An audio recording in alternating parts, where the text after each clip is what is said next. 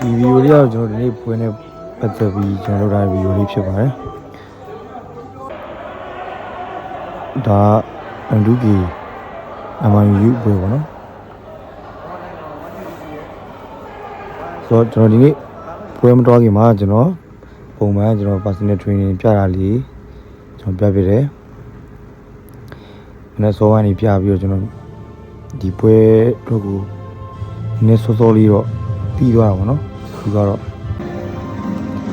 ကျွန်တော်ဒီ MIU နဲ့ M2K ပွဲကိုတော့ကြည့်ရအောင်နော်ဆိုတော့ဒီပွဲကလေးပွဲကောင်းဖြစ်ခဲ့တယ်ဒါပေမဲ့အခုကဒီကစားမကြီးကပေါ့နော်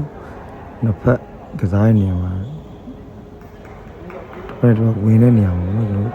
နည်းချမ်းတဲ့ခါကျတော့ဒီပြိတ္တတွေနဲ့ဒီစူပူလာလေးဖြစ်လာတယ်နော်ဆိုတော့အဲ့မှာဒီအငယ်ကစားမကြီးနေနေတယ်ပေါ့နော်ကျွန်တော်ဒီ coach senior player တွေဟို respect ကိုထားပေးလို့လို့နော်ဒါကျွန်တော်နောက်ပိုင်းမှာကျွန်တော်မြင်မိတဲ့အားတွေပေါ့နော်ဆိုတော့တစ်ဖက်နဲ့တစ်ဖက်ကဒီပြန်လဲ respect ရှိမှာပဲဒါချစ်စရာကောင်းတဲ့ပြန်လဲပြီးဖြစ်မှာနော်ဆိုတော့ဒါဆိုရင်ဒါအပေါ်ပရိသတ်တွေနဲ့ပြန်လဲစကားများပေါ့နော်လုံခြုံရေးတွေရောက်လာတဲ့အထိဖြစ်ခဲ့ရအောင်ဒါတကယ်တော့မကောင်းဘူးပေါ့နော်အဲ့ဒီကိတွေကဂုံသိမ့်ပြီပေါ့နော်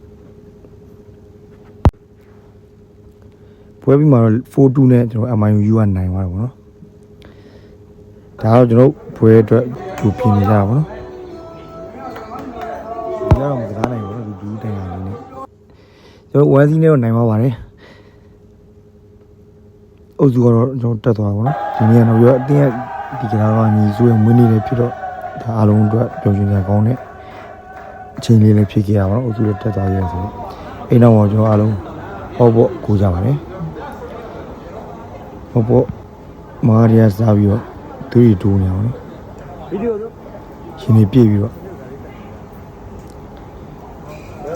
ဒီနေ့ကတော့လောက်ပါပဲကျွန်တော်တို့နောက်တက်ဘိုးတောက်ကြနေမှာကျွန်တော်ရန်ကုန်ဂိမ်းမီတင်နဲ့ဆက်ကစားမှာဖြစ်ပါတယ်ဒါတော့ညဘက်ကျွန်တော် PD ချင်းလေးထပ်ပြပါတော့ရှေ့ရတဲ့ချင်းတော့မရဲလိုက်မိဘူးဆိုတော့ကျွန်တော် PD ချင်းတွေကိုလည်းကျွန်တော်အတင်းချင်းနဲ့လွတ်တဲ့အချိန်မှာကျွန်တော်ပြပေးနေပါတယ်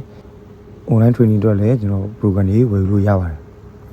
ဒီနေ့ကဒီချိန်မှာလည်းကျွန်တော်တို့အုပ်စုစင်းကိုတက်နိုင်ကြတာပေါ့နော်။ဆိုတော့ဒါအမတ်တရားလေးနဲ့ပြန်ပြီးတော့ညှဝေပေးလိုက်တာဖြစ်ပါတယ်။